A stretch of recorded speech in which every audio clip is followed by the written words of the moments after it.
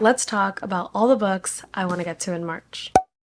Hello, my name is Nikki. I am a doctor by day. I'm currently on sabbatical, and one of the best things about the sabbatical has been the ability to read again. And at the beginning, I was really just giving myself the freedom to fall in love with reading again, and I can firmly, confidently say I'm there. I cannot stress enough that if you feel like you just don't love reading, you just need to read everything. Read things, DNF them, read things, DNF them until you get your groove again, and then you can stick to a TBR like I'm doing this month. And I have been doing it since last month, so I'm really excited. So this really is a TBR hopeful list, but there are some books that I must get to this month, which include Mockingjay and the Ballad of Songbirds and Snakes. I have been doing a reread alongside Rowan Redfield and the members of the Order of the White Lotus, a Discord channel that Rowan and I run for the past month, and we're supposed to finish Mockingjay and the Ballad of Songbirds and Snakes before the newest book comes out, Sunrise on the Reaping, and that will obviously be included, but I do not have a physical copy yet because, it hasn't come out yet. It comes out March 18th. If you're interested in joining us in that particular, feel free. If you don't have Instagram and you can't Instagram, message me through Instagram, go ahead and just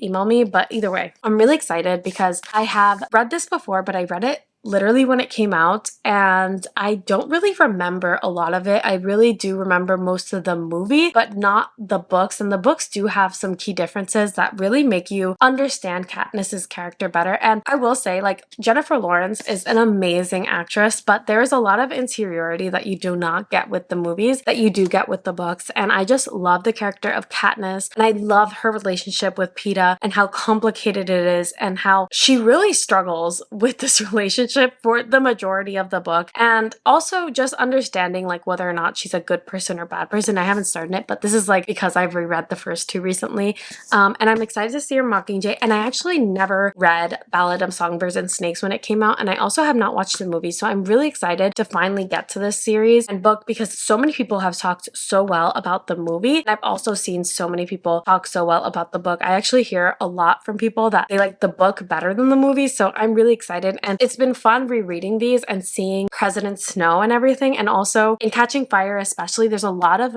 references to Haymitch's games, and I just feel like it's going to be so good to read Sunrise on the Reaping when it finally comes out. So these three books are 100% on my TBR this month. I have been doing the Romanceopoly readathon by Under the Covers Book Club, and I have been enjoying it so far. I'm actually currently completing the Winter Market Challenge, which is a week-long challenge that they have right now in the winter season, where you're just trying to read as many books as you can. You can double up on books. I've read three books, and I've completed 4 prompts, and now I'm only missing 2, so let's see if I can do it. I really don't know if I'm going to be able to do the last one, which is a hockey or ice skating romance, because honestly, it's a lot. The books I want to finish before spring officially comes are the ones on the official prompt list, so I'm gonna get into them. The first one is a library book, and it's a book that I was literally on the waiting list for it for over 10 weeks, I think. Frozen River by Ariel Lawson. It is to fulfill the prompt The Frosty Bistro, which is read a thriller, mystery, or romantic thriller set in winter. I understand that it's inspired or based on true events, and it's about a midwife in 1959, Martha Ballard, in colonial Maine. There ends up being a murder, and she seems to be the only person, because of her medical expertise, that she can solve the murder. It also has to do with her facing this male-dominated centered world that doesn't really take her seriously, and just her trying to solve what happened. And it's gotten really good reviews so far. It's definitely out of my comfort zone because I don't really read that many thrillers, but since I have been watching a lot of thrillers, I have been obsessed. Recently I watched Cross, I watched Lincoln Lawyer, which is more a crime solve, and then I've also been watching Reacher. I am really in that realm of police procedural, so I think I'm gonna really like this one. And it's gotten such rave reviews, and it was on the waitlist for so long, so I feel something must be good in there.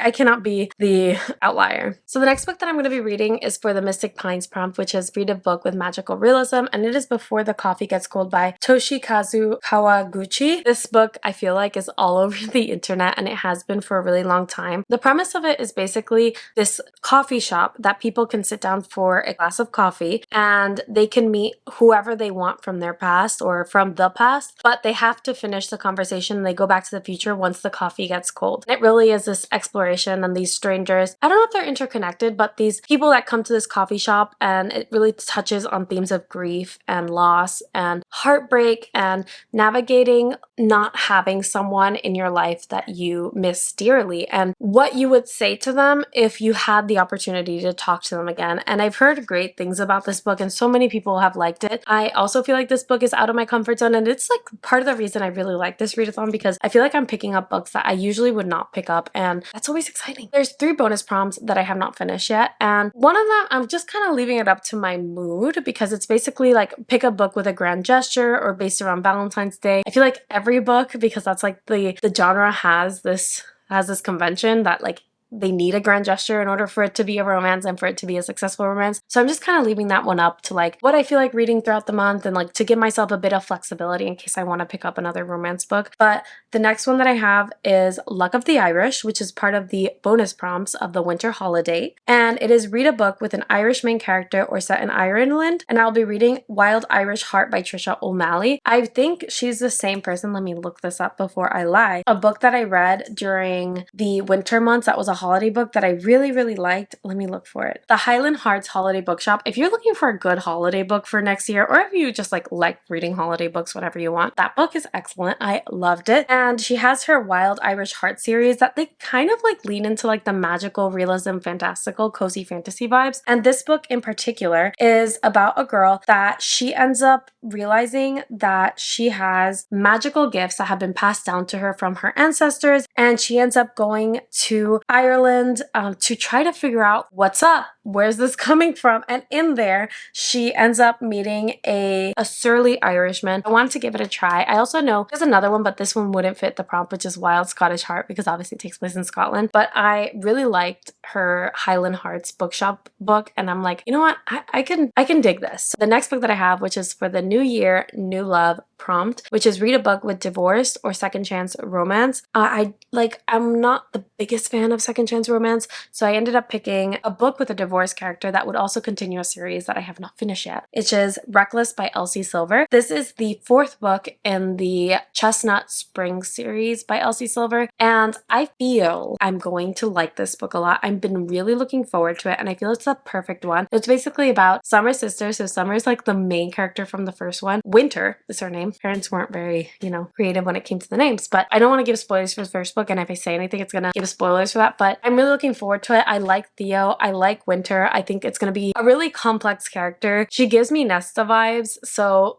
just very misunderstood, bitchy character. She's also a doctor, so I feel like I always like reading to see how authors portray doctors in romance, because I'm like, how are we perceived by the public? So anyways, I'm looking forward to it, and I really want to eventually get to the last book, which is Beau's book. And I've been so excited for Beau's book. I think if you've read the Chestnut Spring series and you're looking, I feel like it is the pillar of cowboy romance right now, but if you've read it and you're not excited for Beau's book by the time it comes, you're like, are you reading the same series?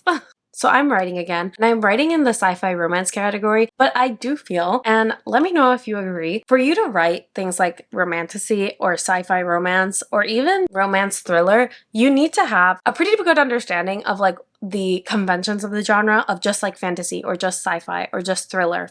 These are just examples. It's one of my goals this year to read more traditional sci-fi, especially sci-fi that's foundational to the genre. So how Lord of the Rings is for fantasy, Dune is for sci-fi. And I have read Dune. I haven't finished the series, but I am familiar enough with it. So after asking ChatGPT what books I should read, if this is my goal, and especially considering the story that I'm writing and what I'm looking for in my novel, I am going to read The Left Hand of Darkness by Ursula K. L. Guin, which is a classic sci-fi and political intrigue novel. I don't really know what it's about. It was just what was recommended to me, so I was like, I guess we're gonna do it. So with that, I feel like that's a lot of books. I think it's around 8 or 9 books, give or take, and that's usually what I've been averaging per month. So I'm excited to get through these books, and I'll let you know what I think. My recent reads is coming up shortly after this video, so stay tuned. And I've read 19 books so far in the year, so I'm going to talk about all those 19. Make sure you like, subscribe, and follow for more. I'll see you next time. Bye!